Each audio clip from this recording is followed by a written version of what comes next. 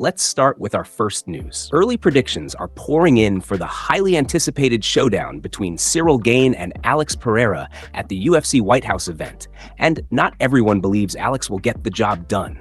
While many fans see a path to history for Pereira as he attempts to become a triple champion, current heavyweight champion Tom Aspinall believes the challenge ahead is much tougher than people realize. Speaking on his YouTube channel, Aspinall explained that Alex absolutely has the power to knock Cyril Gane out. However, he also pointed out that stopping Gane is far more difficult than most people think. Aspinall knows this from personal experience, having shared the octagon with Gane himself. According to Aspinall, while the fight may resemble a kickboxing match with MMA gloves, Gane possesses unique physical advantages. He highlighted Gane's incredible speed, noting that the French heavyweight moves faster than many fighters competing at light heavyweight. Combined with his size and athleticism, those attributes could create serious problems for Alex over 5 rounds. Aspinall admitted that either man could score a finish. He believes Alex has the knockout power to end the fight at any moment, but he also sees a scenario where Gane takes control in the later rounds. If Gane were to secure a stoppage, Aspinall suggested it would likely happen in rounds 4 or 5 after wearing his opponent down. Despite recognizing Alex's dangerous striking, Aspinall ultimately leans toward Gane winning by decision. He stressed that he would not be surprised by a Pereira knockout, but if forced to choose, he believes Gane's movement, durability, and technical skill give him the edge on the scorecards. One important factor supporting that prediction is Gane's durability. Throughout his career, he has never been knocked out, even against some of the hardest hitters in MMA history. His fight against Francis Ngannou went the distance, proving just how difficult it is to put him away. With that in mind, all eyes will be on whether Alex can accomplish what no one else has managed to do. Move on to another news. Daniel Cormier may have accidentally revealed a massive detail about Alex Pereira's payday for the upcoming UFC White House event. During a recent interview between DC and Alex, the conversation started off casually as the two discussed a friendly wager on the USA versus Brazil soccer match. What began as a lighthearted exchange quickly turned into one of the most talked about moments among MMA fans. When DC suggested placing a bet, Alex initially entertained the idea, and the two went back and forth discussing the amount. After some joking around, Alex mentioned a figure of $20,000. That immediately caught DC's attention and led to an unexpected comment that had fans buzzing. In the middle of the conversation, DC blurted out that Alex was the only fighter competing on the White House card who was making over $10 million. The statement came so naturally that it sounded less like speculation and more like insider knowledge. As soon as the remark was made, Alex appeared to avoid diving deeper into the topic, choosing instead to keep the conversation focused on the bet. The exchange continued with both men laughing about the wager. DC reminded everyone that when they first started making bets on Brazil games, Alex was only interested in wagering around $2,500. Now, according to DC, bigger contracts and bigger opportunities have changed the stakes, leading Alex to casually discuss betting amounts as high as $20,000. What made the moment stand out was Alex's reaction. Rather than confirming or denying the reported figure, he simply moved on, leaving fans to interpret the comment for themselves. That silence only added more fuel to the discussion, with many believing DC may have unintentionally revealed the true scale of Alex's earnings for one of the biggest events in UFC history. Considering the size of the White House card, the historic nature of the event, and Alex's star power, many fans believe a payout in that range would not be surprising. Alex has become one of the UFC's biggest attractions, consistently delivering huge fights, memorable knockouts, and championship performances across multiple divisions. Whether DC accidentally exposed confidential information or was simply exaggerating for entertainment, his comment instantly became one of the biggest talking points surrounding the event. For now, the exact number remains unconfirmed, but the possibility of a $10 million payday has certainly captured the attention of the MMA world. Move on to another news. Israel Adesanya has made it clear that he wants Alex Pereira to achieve something truly historic. Despite their intense rivalry and the many battles they have shared throughout their careers, Izzy is openly supporting Pereira's pursuit of becoming a triple champ. According to Adesanya, this moment is much bigger than any personal history between them. He believes the opportunity in front of Pereira is something that could change the sport forever. Speaking about the potential achievement, Adesanya explained that he genuinely wants to see Pereira succeed. He said it would be incredible for the sport and for Alex himself to accomplish something that has never even been attempted before. In his view, witnessing such a milestone would be similar to watching the first person climb Mount Everest. It is the kind of achievement that transcends rivalries and becomes part of sporting history. Izzy also addressed the criticism that may come from fans who find it strange that he is rooting for a former opponent. He acknowledged that some people may not understand why he would support someone he has competed against at the highest level. However, he emphasized that his feelings are not about himself at all. Instead, he sees this as a unique moment where greatness can be achieved, and he appreciates being part of the journey that helped lead to that opportunity. For Adesanya, supporting a rival does not diminish his own accomplishments. Rather, it highlights the respect that elite competitors often develop for one another after sharing difficult battles. He explained that there are many people who may never fully understand what it feels like to compete against someone and still want to see them reach their ultimate potential. In his eyes, this is about recognizing greatness when it is right in front of you. When it came time to make his official prediction, Adesanya did not hesitate. He admitted that the matchup is a very tough challenge, especially considering it would be Pereira's first MMA fight at heavyweight. Moving up in weight and facing bigger, stronger opponents is never an easy task, and Adesanya acknowledged the difficulty of the situation. Still, despite the risks and challenges involved, his belief in Pereira remains strong. He repeated that he wants Alex to get the job done and make history. While recognizing that the fight will be far from easy, Adesanya ultimately backed Pereira to rise to the occasion and complete one of the most remarkable achievements the sport has ever seen. Move on to another news.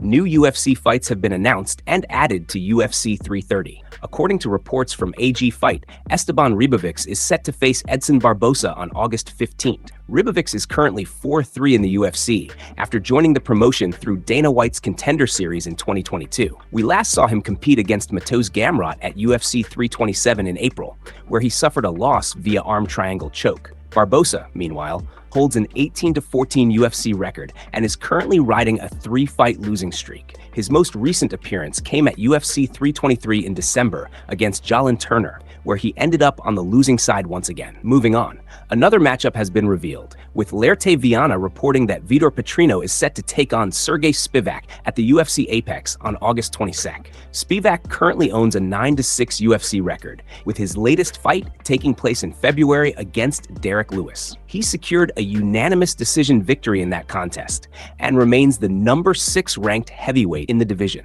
That ranking is significant because Petrino is currently unranked, making this one of the biggest opportunities of his career. A victory over a top 6 heavyweight could instantly elevate his status and move him much closer to title contention. Petrino currently holds a 7-2 UFC record after earning his way into the promotion through Dana White's Contender Series. His most recent outing came in March against Austin Lane, where he delivered a strong performance and earned a unanimous decision win. This matchup presents a major test for Petrino as he looks to prove he belongs among the heavyweight elite. On the other side, Spivak will be looking to defend his position in the rankings and stop a rising contender from climbing past him. With both fighters having plenty at stake, the bout could have a big impact on the future landscape of the heavyweight division. Shortly after these fight announcements, another major story emerged. The New York Times published an article involving Conor, creating immediate discussion across the MMA community and drawing significant attention from fans and media alike. Move on to another news. Conor was caught in allegations involving PEDs during recovery after his leg break, while working with Dernila Latrace, a well-known doctor who has worked with major sports teams including Dodgers and Rams. So according to reports after Conor's surgery, the doctor referred to those who allegedly recommended substances that could speed up recovery. However, these substances were banned in athlete testing pools. Drelatrace reportedly wrote a letter to USADA seeking an exemption for Conor to use one of those substances during rehabilitation. USADA, however, rejected their request, believing it was an attempt to exploit loopholes in the system. As a result, Conor was never granted the exemption and eventually withdrew from testing entirely. The situation reportedly contributed to UFC later parting ways with USADA. At the controversy sparked widespread debate about recovery methods, athlete health, and regulatory boundaries. And lastly, we have Merab wrestling with Nick Shirley, with Colby Singleton overseeing the match. In recent discussion, the issue gained attention across MMA community. As fans debated fair recovery treatment should allow exceptions for elite athletes dealing with serious injuries. Conor's return from his injury was already one of the most anticipated comebacks in combat sports history. But the added controversy around medical support and regulatory approval made the situation even more complex. According to insiders, the conversation between team doctors and regulatory bodies highlighted ongoing tension between performance, recovery, and compliance rules in professional fighting organizations. Some analysts argue that modern sports medicine often operates in a gray area, where recovery enhancement overlaps with banned substances, while others insist strict enforcement is necessary to maintain fairness across all competitors. The situation also fueled speculation about whether policy changes within UFC and testing agencies were influenced by high-profile cases like Conor's rehabilitation period, and finally discussion shifted toward how future athletes might navigate similar medical exemptions under stricter oversight frameworks, ensuring compliance while still prioritizing recovery outcomes overall. The report continues to circulate online with mixed reactions from fans, coaches, and former fighters. Some believe Conor was unfairly scrutinized, while others argue the rules must remain consistent regardless of status or reputation. The discussion remains ongoing in IMMA circles as more details continue to emerge, highlighting the evolving nature of drug testing policies and athlete rehabilitation protocols across the light combat sports worldwide, under increasing scrutiny from regulatory bodies and global sporting organizations' continuous oversight. Move on to another news. Khamzat and Danis were involved in a heated altercation ahead of their scheduled clash at RAF 10 this weekend, with the event building additional attention alongside the UFC White House weekend. Both fighters were expected to appear for media filming and promotional content, but the situation quickly escalated when they came into close proximity backstage. What was supposed to be routine content production turned into a tense exchange of words, with staff and security positioned nearby to prevent anything from getting physical. According to those present, both athletes were already highly emotional heading into fight week, and the unexpected face-to-face moment intensified the atmosphere even further. During the encounter, Khamzat and Danis began trading verbal challenges in front of RAF staff. Khamzat pushed the idea of settling things immediately, repeatedly suggesting a street fight scenario, while Danis did not back down and responded with confidence, saying, "Street fight? Let's go. Jiu-jitsu, whatever." Couple of minutes. The exchange continued as both men spoke over each other, with Danis questioning Khamzat's wrestling background and claiming he would find success in a real fight situation. He stated, "On Saturday, I'm going to destroy you. It's going to be fast. You can't wrestle." Khamzat fired back instantly, insisting Danis had no understanding of wrestling and warning him not to speak on skills he cannot handle. The tension rose further as both fighters continued exchanging words, but security and staff kept them separated, preventing any physical confrontation despite the aggressive energy in the room.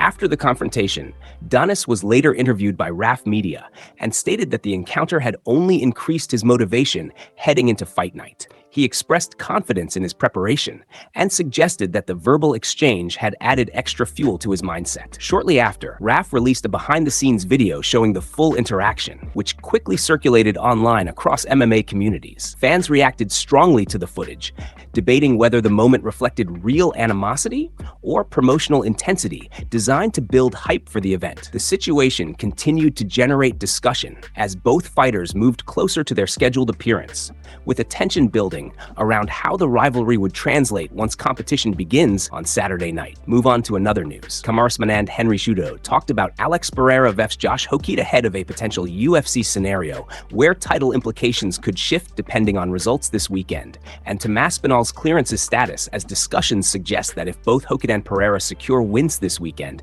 the UFC may consider a quick turnaround matchup between them, especially if Espinal is not cleared to train or compete in the near future.